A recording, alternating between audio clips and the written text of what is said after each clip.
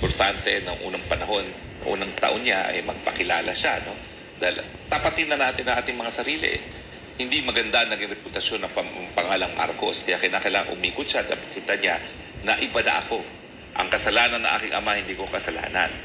Pero ngayong pangalawang taon na, dapat talaga maging maingat tayo kung saan pupunta ang presidente at malinaw talaga kung anong balik sa atin. Kasi kita mo itong mga pinirmahan sa Australia. Defense, cybersecurity, ewan ko kung ano yung trade agreement Wala nga nabalita kung ano yung trade agreement na yun So ang importante talaga, pagkain sa hapag na kainan. Dapat lang pagkain. Paano makakatulong sa atin ng Australia?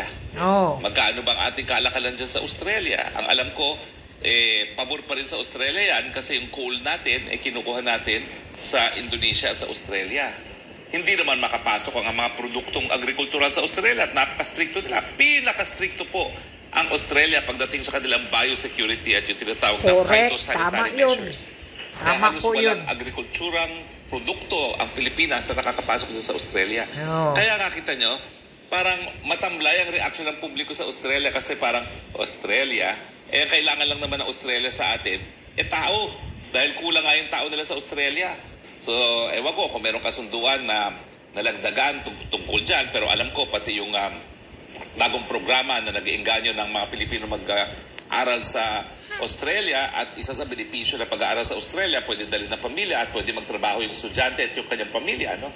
Isa yan sa pamamaraan na tinitingnan ng mga Pilipino, no? Kaya sila nagkakaroon ng interest sa Australia.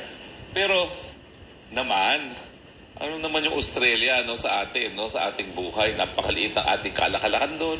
At ang talagang pangangailangan lang ng Australia sa atin, yung ating tao. Di ba? So sana, piliin naman natin kung saan tayo pupunta.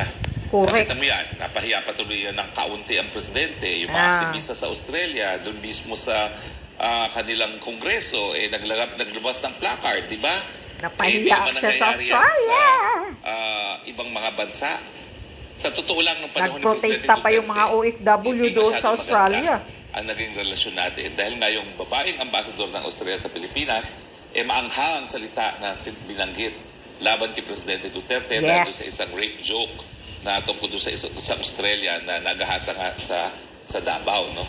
So talagang 6 na taon yan.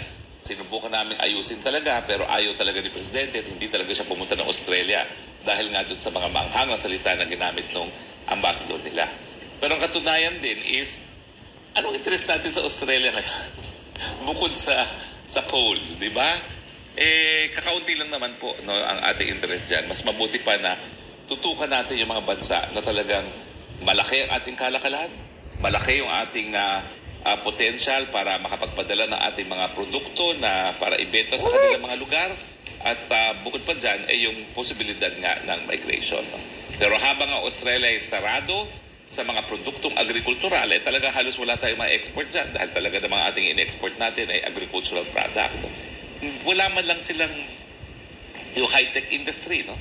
Yung mga export natin sa microchips, Amerika yan, South Korea, at Japan, no? So parang anong makikita ng taong bayan sa Australia? Hindi ko maintindihan, di ba? Sa data